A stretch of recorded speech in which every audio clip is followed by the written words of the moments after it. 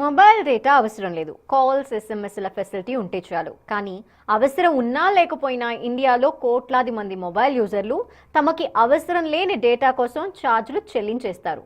ఇలాంటి వాళ్ళందరి కోసం వాయిస్ ఓన్లీ రీఛార్జ్ ప్లాన్లు తీసుకురావాలని ట్రాయ్ ప్రపోజల్ తీసుకొచ్చింది. దీనిపై టెలికాం కంపెనీల రియాక్షన్ ఎలా ఉందో తెలుసా?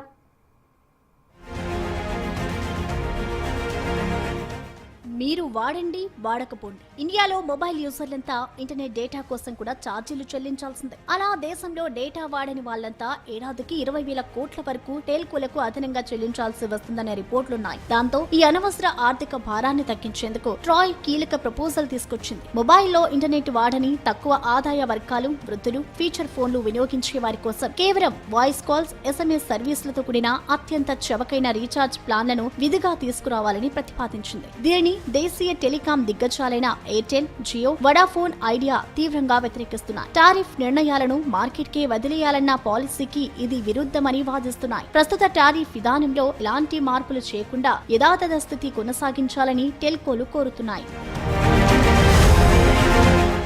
ఒక్కో యూజర్ పై వచ్చే సగటి రాబడిని పెంచుకునేందుకు టెలికాం సంస్థలకు డేటా ఛార్జీలు ఎక్కువగా ఉపయోగపడుతున్నాయి. కొన్నేళ్లుగా తమ వినియోగదారులను బేసిక్ ఫీచర్ ఫోన్ల నుంచి 4G, 5G స్మార్ట్ ఫోన్ల వైపు మళ్లించడం ద్వారా డేటా వినియోగం అధికం చేసి లాభాల ఆర్జించేందుకు టెలికాం కంపెనీలు ప్రయత్నిస్తున్నాయి. ఇలాంటి టైంలో తక్కువ ధరకే వాయిస్ ఓన్లీ రీఛార్జ్ ప్లాన్లు తెస్తే తమ ఆదాయం తగ్గిపోతుందని ట్రాయ్ ప్రతిపాదనకు అంగీకరించడం లేదు. అయితే టెల్కోల తీరుని వినియోగదారుల హక్కుల సంఘాలు వ్యతిరేకిస్తున్నాయి. దేశంలో దాదాపు 35 కోట్ల మంది ఫీచర్ ఫోన్లు వాడుతున్నారు. వీరిలో 10 నుంచి 15 కోట్ల మందికి ఇంటర్నెట్ అవసరమే లేదనే అంచనాలున్నాయి. అయితే అన్ని ప్రీపెయిడ్ ప్లాన్లలో డేటా తప్పనిసరి చేయడంతో డేటా వాడని వారు ఏటా 15,000 నుంచి 20,000 కోట్ల వరకు టెల్కోలకు అదనంగా చెల్లించాల్సి వస్తుందని చెబుతున్నారు.